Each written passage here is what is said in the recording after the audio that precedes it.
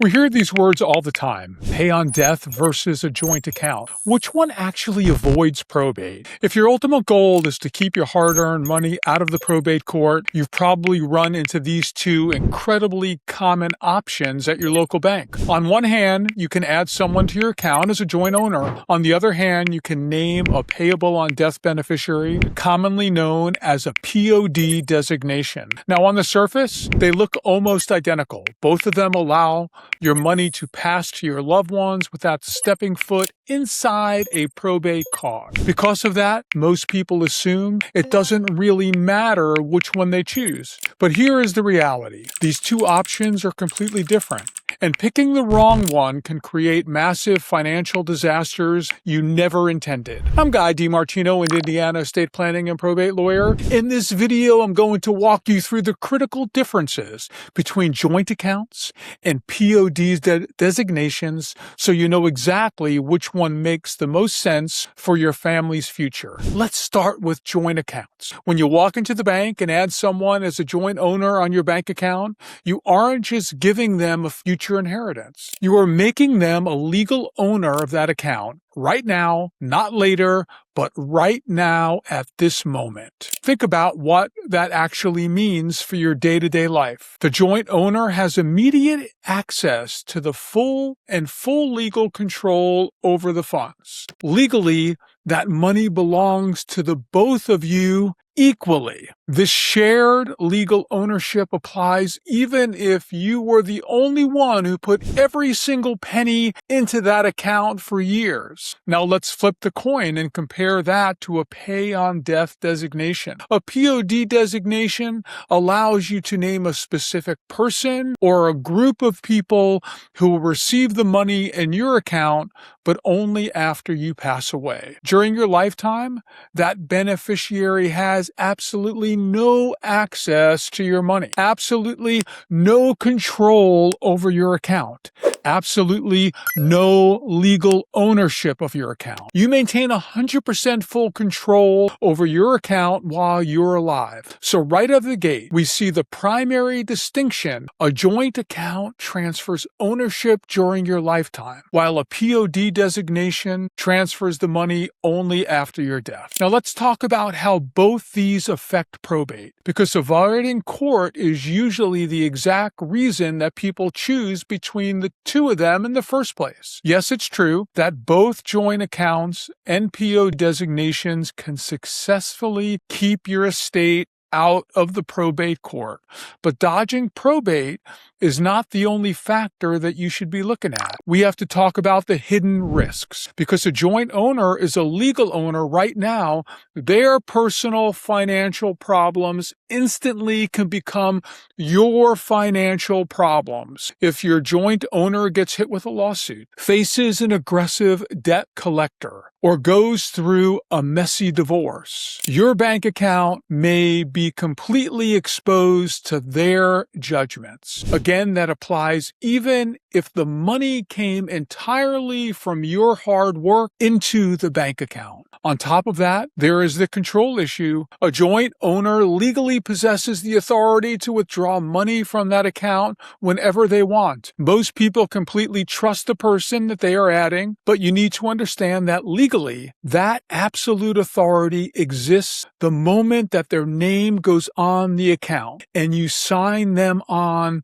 to your account as a co-owner. Now let's look at what happens after you pass away, because this is where the biggest family heartbreaks happen. With a joint account, the surviving owner usually automatically becomes the sole owner of the entire account. The money goes directly to them regardless of what your wishes are or what your will says. This is a massive trap for families with multiple children. Let's look at a classic scenario. Say you have 3 kids. To make things simple, you add just one of your children to the bank account so they can help you out. When you pass away, the entire account legally belongs solely to that one child. This happens not because you intended to leave everything to them while cutting out your other kids, but simply because legally they were the co-owner of the account, and that's how the joint account is structured. Hear me clearly on this. Your will does not override a joint bank account. I emphasize this because so many clients tell me, yes, I know I only added one child to that account, but I put it in my will that everything should be shared equally amongst my kids after I die. I hate to break it to you, but it simply does not work that way. If you add one child as a joint owner, everything in that account legally will go straight to them, completely overriding your will. Compare that to a pay on death designation. With a POD, you can name one beneficiary or you can name multiple beneficiaries. When you pass away, the bank releases the funds directly to the people you name. You can even cleanly divide the percentages directly on the bank's records. You can state 50% goes to child 1, 50% goes to your other child.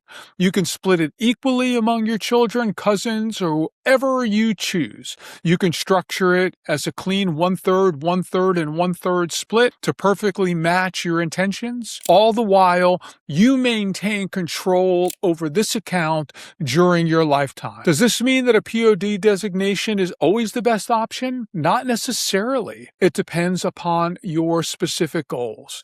If your goal is daily financial help right now, you might think a joint account is the easiest way to let someone help you manage finances while you're alive. But even then, I highly recommend considering a comprehensive power of attorney instead. A power of attorney is often a much safer tool because it allows someone to assist you without legally transferring your ownership or exposing you to their creditors. If your goal is simply transferring wealth later, if you just want your money to go to someone cleanly after you pass away, a POD designation is usually the much better and safer option. It completely avoids probate without triggering any of the lifetime risks that are associated with joint ownership of a bank account. This brings us to one final crucial concept, and this concept is called coordination. One of the biggest mistakes I see in my practice is a complete mismatch between account structures and legal documents.